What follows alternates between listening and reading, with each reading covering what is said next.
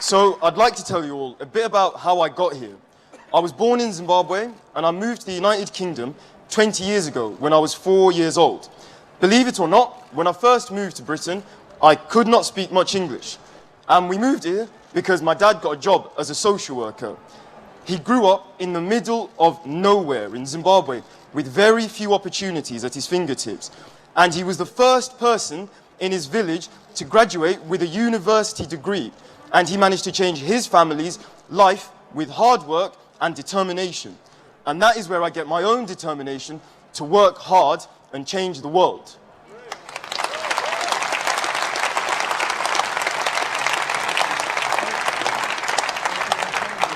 So I went to a regular comprehensive school right in the heart of South Birmingham. And when I finished my A-levels, I went on to university to study history. And during my time at university, I had a part-time job at Nando's, and I've heard it's the person I'm about to introduce his favourite takeaway. I wish I'd known. I could have gotten him a discount on his medium hot wings and broccoli. So after I finished university, I found myself unemployed. And like so many other young people, I was pretty nervous to be searching for a job at such an uncertain time for businesses. But the hunt was on. And it was only when I saw a job advert on Instagram of all places that I got my first break. And initially, when I first asked about the job, I was told, oh, it had already been taken.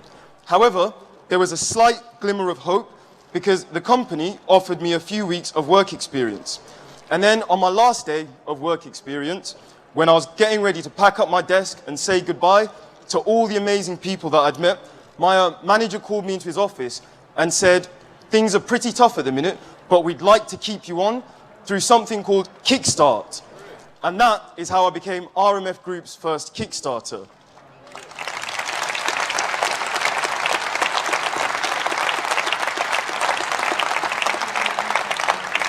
Being on the program was great. I mean, it really gave me an opportunity to get into the world of work and do some meaningful work and actually make a difference.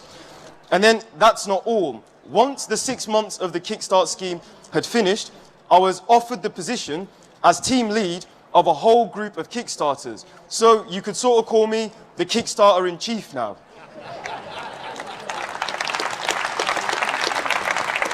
And thanks to this scheme, a whole range of opportunities have opened up in the post-pandemic world that simply did not exist a year or so ago. I've had the opportunity in a very difficult situation to start my career and progress. My colleagues and I are very blessed to have been given that opportunity, and I have no doubt that we have a Chancellor who believes in young people. People like me who started at Nando's but are now Kickstarter in chief and at the beginning of an exciting and rewarding career.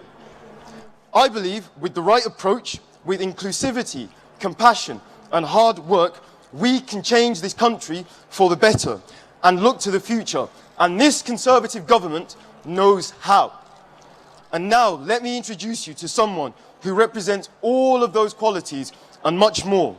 He's the man who gave us furlough, Kickstart, Restart, and some really cool videos, to be fair. It's my privilege to welcome to the stage MP for Richmond, Yorkshire, Chancellor of the Exchequer, Rishi Sunak.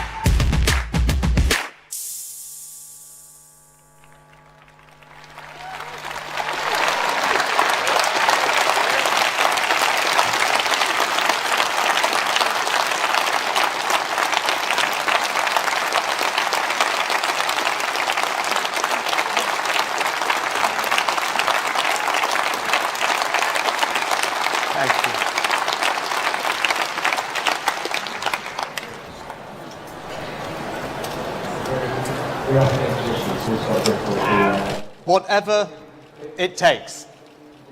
That phrase and those press conferences were my introduction to so many of you as Chancellor.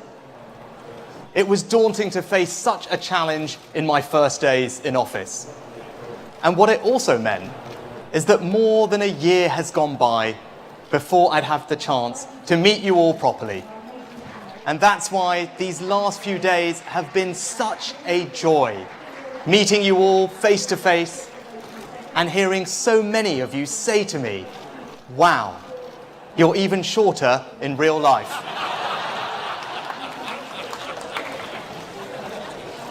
Nothing can ever prepare you to become Chancellor, especially in recent times. There have been occasions when it really did feel like the world was collapsing. In those moments, there are certain things I fell back on. Yes, my family. Yes, my colleagues. Yes, my tremendous Treasury team. And yes, the person who made all this possible, the person who delivered a thumping Conservative majority, my friend, our leader, the country's Prime Minister, Boris Johnson.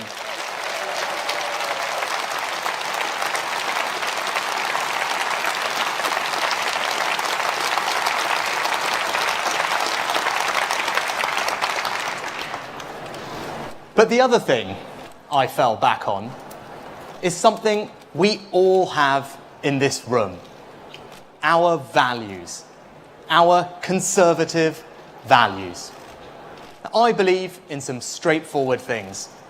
I believe that mindless ideology is dangerous. I'm a pragmatist. I care about what works, not about the purity of any dogma. I believe in fiscal responsibility. Just borrowing more money and stacking up bills for future generations to pay is not just economically irresponsible, it is immoral. Because it's not the state's money, it's your money. I believe that the only sustainable route out of poverty comes from having a good job. It's not just the pounds it puts in your pocket, it's the sense of worth and self-confidence it gives you. So I will do whatever I can to protect people's livelihoods and create new opportunities too. And when it comes to those new opportunities, I am very much a child of my time.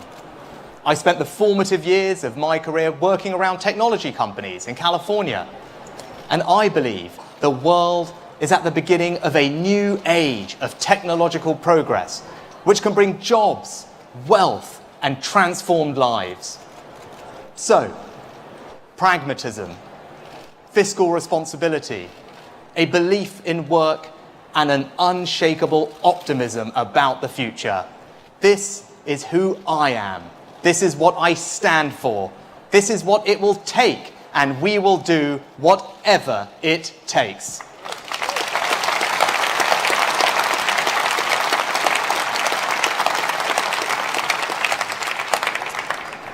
And there can be no prosperous future unless it is built on the foundation of strong public finances. I have to be blunt with you. Our recovery comes with a cost. Our national debt is almost 100% of GDP. So we need to fix our public finances. Because strong public finances don't happen by accident. They are a deliberate choice. They are a legacy for future generations and a safeguard against future threats. I'm grateful. We should all be grateful to my predecessors and their 10 years of sound conservative management of our economy.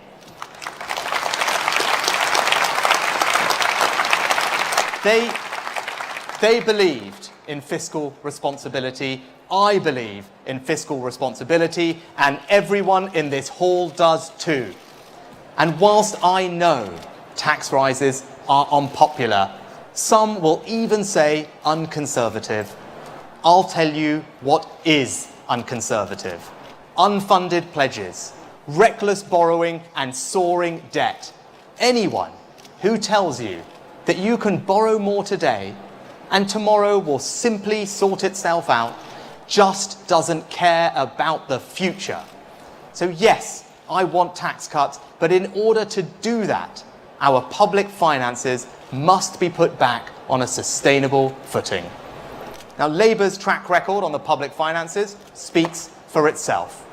Since 2010, we've had 5 Labour leaders, 7 shadow chancellors, and innumerable spending pledges.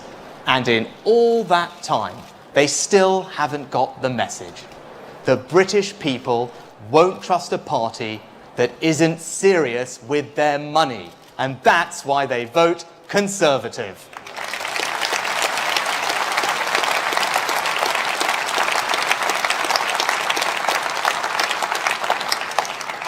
We must never forget that the fundamental economic differences between us and Labour run very deep. Differences not just about debt and borrowing, but about how to deal with the real pressures people face in their lives.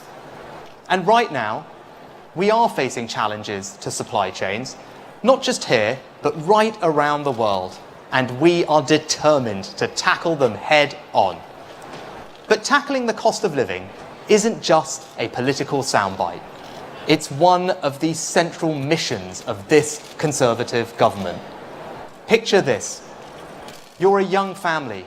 You work hard, saving a bit each month, but it's tough. You have ambitions for your careers, for your children. You want to give them the best, more than you had. Now you tell me, is the answer to their hopes and dreams just to increase their benefits? Is the answer to tell that young family the economic system is rigged against you and the only way you stand a chance is to lean ever more on the state? Be in no doubt, that is the essence of the Labour answer. And not only does Labour's approach not work in practice, it is a desperately sad vision for our future.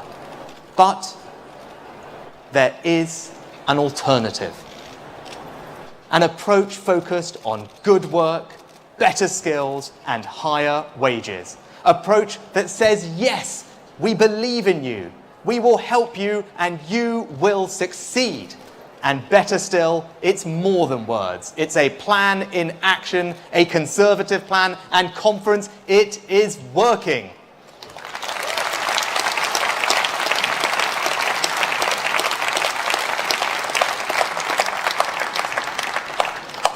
Governments rarely get to set the tests by which they will ultimately be judged. And our test is jobs. Remember, as economies around the world pulled the shutters down, forecasters were predicting unemployment to reach 12%. Millions of people were on the precipice of losing their jobs, their livelihoods, their homes. Well, the forecasts were wrong. The unemployment rate is at less than 5% and falling. That's lower than France, America, Canada, Italy, and Spain. And we now have one of the fastest recoveries of any major economy in the world. Now, it wasn't that the forecasters had bad models, no. It's just their models did not take account of one thing.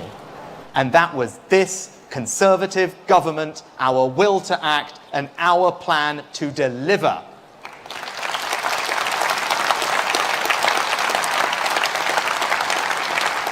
An increased national living wage, the Restart programme, sector-based work academies, doubling work coaches, job-finding support, traineeships, apprenticeship incentives, skills boot camps, and the Prime Minister's lifetime skills guarantee. All things we are doing that won't just help people, but will give them the means and the opportunities to help themselves. I believe in good work and better skills and higher wages. I believe that every person in this country has the potential to become something greater. And I know that we, and only we, the Conservative Party, are the ones that can make that happen.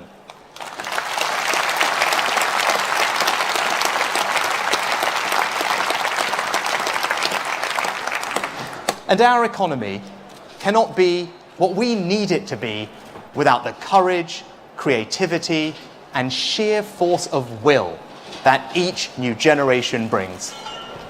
Yet, at its peak, just under 1 in 3 workers under 25 were on furlough. 1 in 3. That's 1 million people who didn't have the fallback of a career history or a network of contacts, and in many cases hadn't even moved into their first real job. So what did we do? We created the Kickstart scheme, up, running and working in a matter of months. A landmark program that is helping young people start exciting new careers. And thanks to our plan, young people, just like John Chihuro, who introduced me today, are starting those new jobs in their thousands. So, to give more young people the same chance as John, I can confirm that we are expanding our successful plan for jobs into next year. The Kickstart scheme, extra support through the youth offer, the job entry targeted support scheme, and our apprenticeship incentives, all extended because we believe in the awesome power of opportunity, and we are going to make sure that no young person in our country is left without it.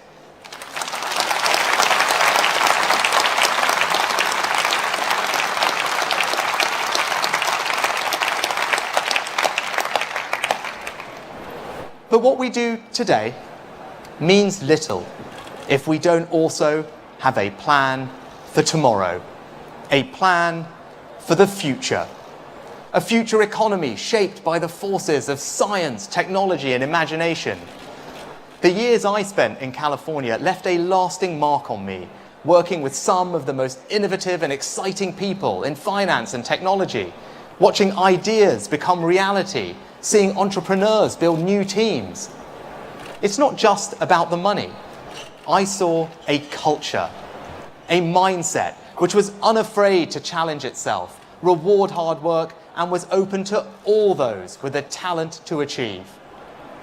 I look across the United Kingdom, and that culture is here too.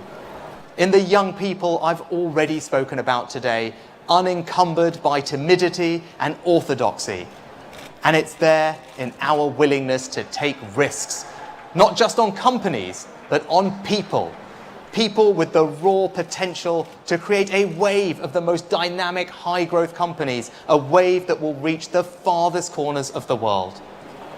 That optimism, that unshakable belief that the future can be different and better, was also at the heart of Brexit. I remember over 5 years ago being told that if I backed Brexit, my political career would be over before it had even begun. Well, I put my principles first, and I always will.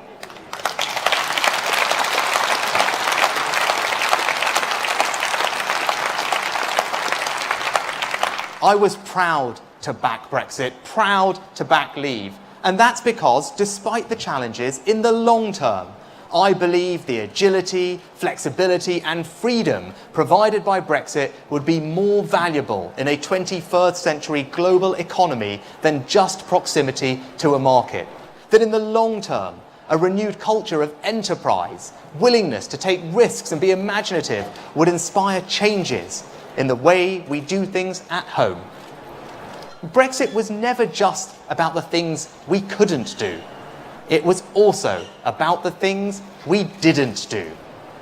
That's why we've introduced the super deduction, a UK first in tax policy, which is triggering an explosion in capital investment.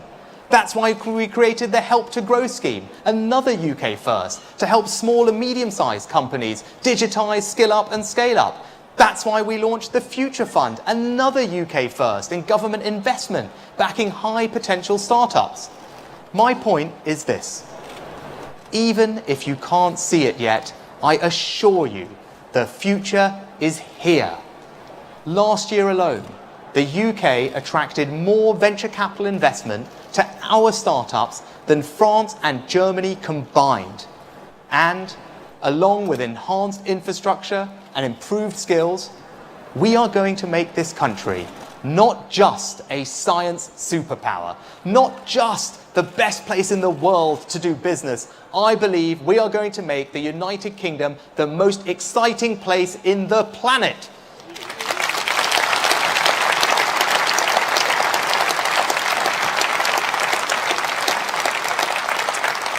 Take artificial intelligence, once the stuff of science fiction. Now it's reality, and we are a global leader.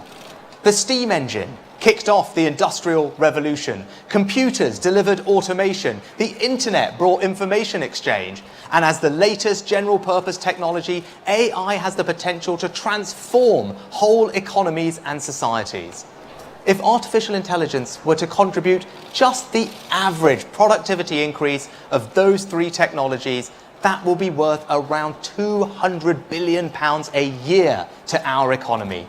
And so today, I'm announcing that we will create 2,000 elite AI scholarships for disadvantaged young people and double the number of Turing AI world-leading research fellows, helping to ensure that the most exciting industries and opportunities are open to all parts of our society.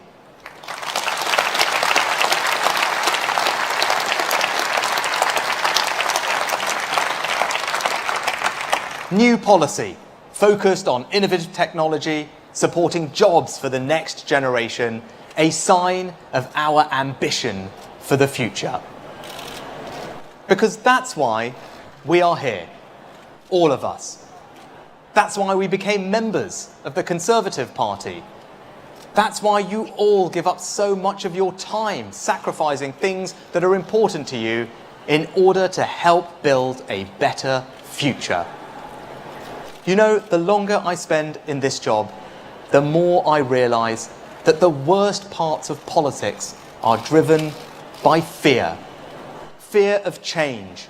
Fear of losing, the fear of being wrong, even fear of the future. And when people get scared, they create divisions. They say, you're either with us or you're with them. But you cannot make progress if you're pitting people against each other. That's what you get from a tired, fearful sort of politics. We saw it last week in Brighton. It's not just that Labour don't like us, they don't even like each other.